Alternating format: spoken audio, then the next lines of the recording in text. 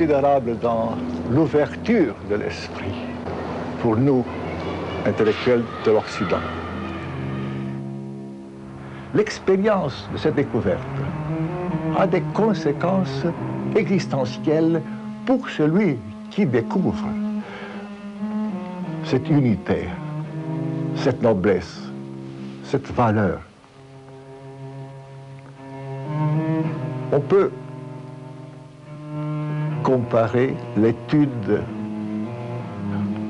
l'herméneutique des faits religieux à une sorte de métapsychanalyse, dans ce sens que la méthode herméneutique, c'est-à-dire la recherche des significations que tel phénomène religieux a eu à travers le temps et qui n'était pas évidente, cette méthode transforme le chercheur.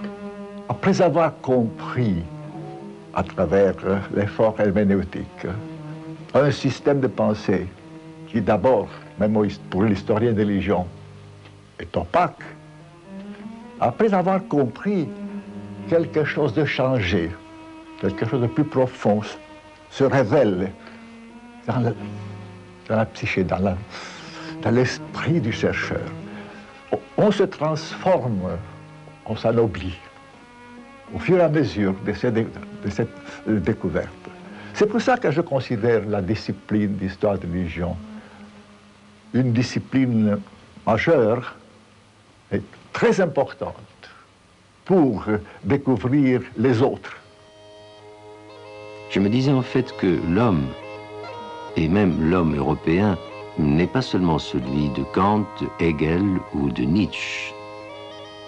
Je sentais surtout qu'on ne peut comprendre la destinée humaine et le mode d'être spécifique de l'homme dans l'univers sans étudier tous les aspects de l'expérience religieuse.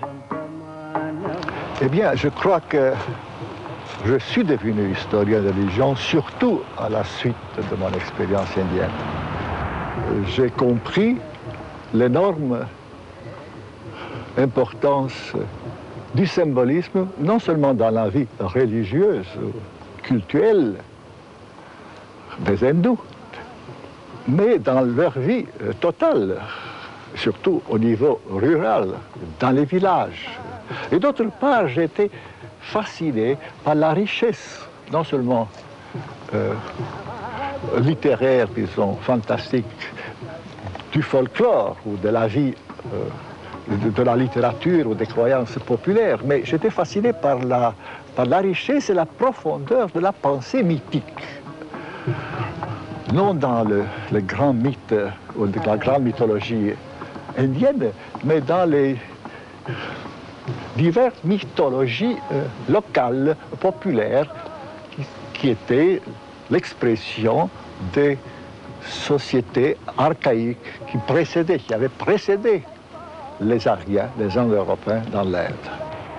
J'ai appris au laboratoire religieux de l'Inde, aborigène aussi bien que de l'Inde indo-européenne, j'ai appris comment il faut interpréter et comprendre les phénomènes religieux non européens, c'est-à-dire non chrétiens.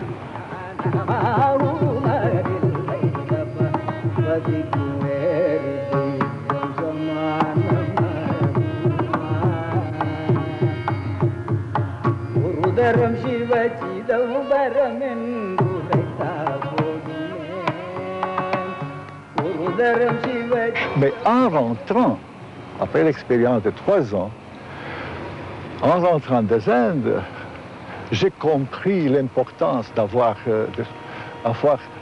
non seulement d'être quelqu'un né et éduqué dans la zone carpato-danubienne, c'est-à-dire en Roumanie, mais aussi j'ai compris l'importance de notre tradition populaire, je dis, plus sud-est européen, pas des cultures rurales et le folklore traditionnel qui était encore, chez nous, encore assez vivant, et qui était pas mort, mais un peu en sommeil dans l'Europe occidentale.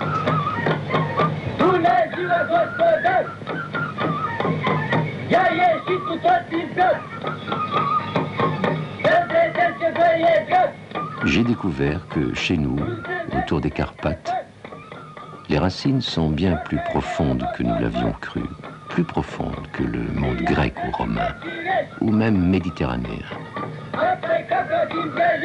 Un certain nombre d'éléments paléo-indo-européens s'y sont mieux conservés que partout ailleurs en Europe, affirmant une fois de plus la pérennité du sacré.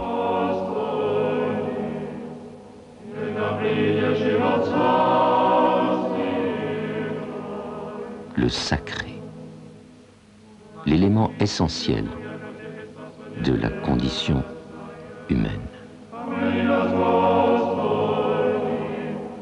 Je crois que l'homme s'est constitué en tant que tel, plus exactement son mode d'être dans le monde, et